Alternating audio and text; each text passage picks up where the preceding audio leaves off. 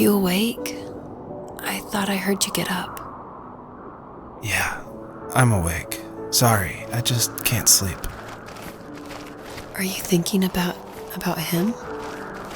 Yeah, a bit. Usually get back to sleep, my love. I'm fine. No, it's okay.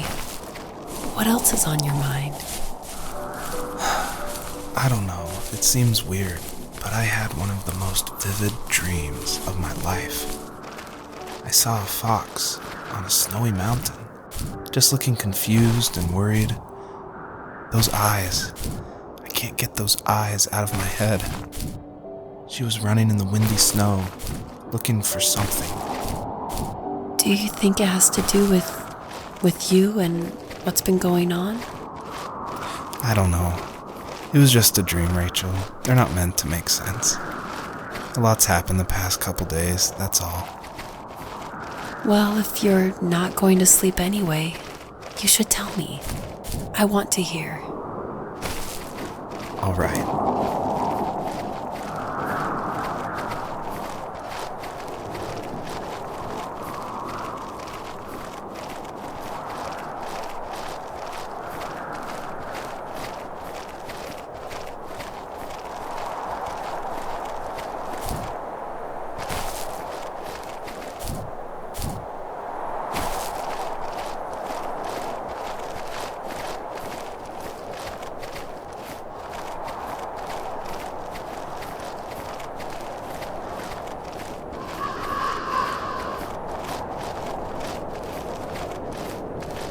She couldn't stay, though.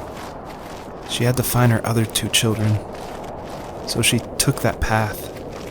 She followed it towards something ancient. Something with answers.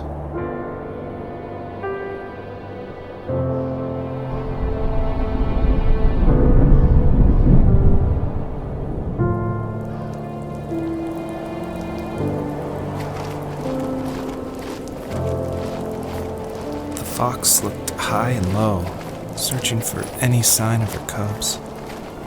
Points of light showed the way to this ancient tree. It was as if each one had a story to tell, all their own. The land was trying to tell my story, too. I felt like I was right behind her the whole time.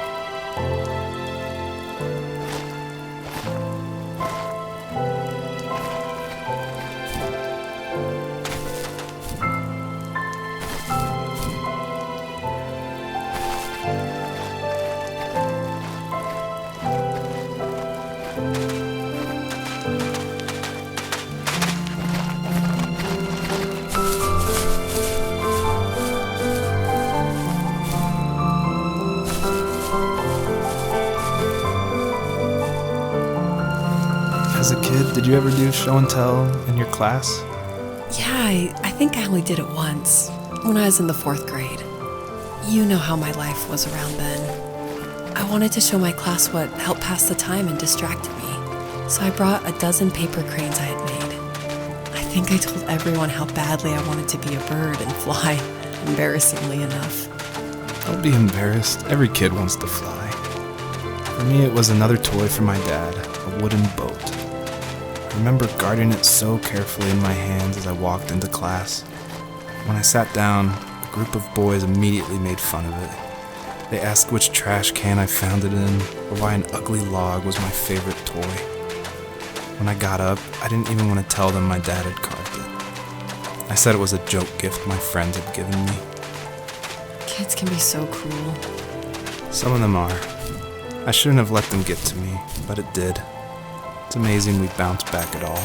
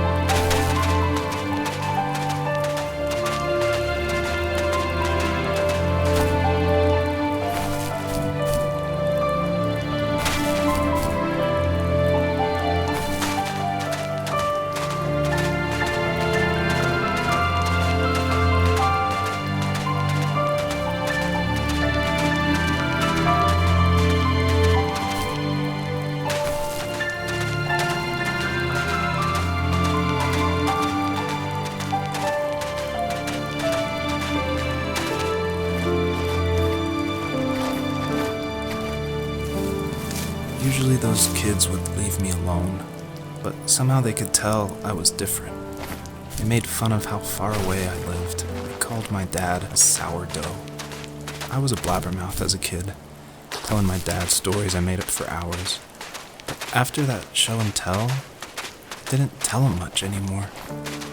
He didn't know exactly what was wrong, but his best guess was that the toys he carved weren't cool enough. He carved me a tank and tried to tell me what it was like to be in a real tank as a serviceman.